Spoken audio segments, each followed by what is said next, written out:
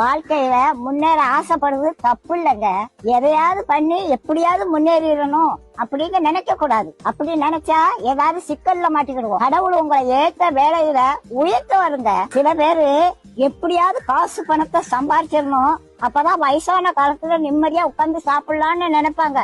வயசான காலத்துல காசு பணம் எல்லாம் இருக்கும், ஆனா ஒன்னும் அனுபவிக்க முடியாது. பாட்டி வீட்டுல ஒரு எலி ரொம்ப நாளா தொண்டை பண்ணிக்கிட்டு இருந்தது. அதை எப்படியாவது பிடிச்சிடணும்னு கூண்டுக்குள்ள ஒரு தேங்காய் துண்டை குத்தி வச்சேன். ஒரு 9 மணிக்கு சத்தம் கட்டுச்சு, எலி மாட்டிக்கிட்டுச்சு. சரி இருக்கட்டும், காலையில எந்திரிச்சு காட்டு பக்கத்துல கொண்டு திறந்து விடுவோம் அப்படின்னு நினைச்சு தூங்கிட்டேன். காலையில பார்த்தா எலி உள்ளதான் இருந்துச்சு.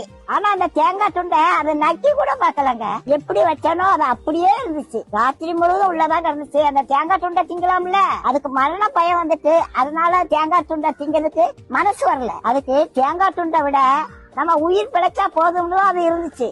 அதே மாதிரிதாங்க காசு பணத்தை சேர்த்து வச்சாங்க. கடைசி காலத்துல ஒன்னையும் அனுபவிக்க மாட்டாங்க. லட்டை பார்த்த உடனே வாயில எச்சி ஊறும், ஆனா டாக்டர் சொன்னது ஞாபகத்துக்கு வரும், லட்டை தின்றாத சுவர் ஏறி போயிரும் அப்படின்னு சொல்லியிருக்காங்க. ஆசைப்பட்ட ஒரு லட்டை திங்க முடியல, காசு பணம் இருந்து என்ன செய்ய? கடவுளோட ஆசீர்வாதம் இருந்துச்சுன்னா கடைசி வரைக்கும் நல்லா சாப்பிடலாங்க.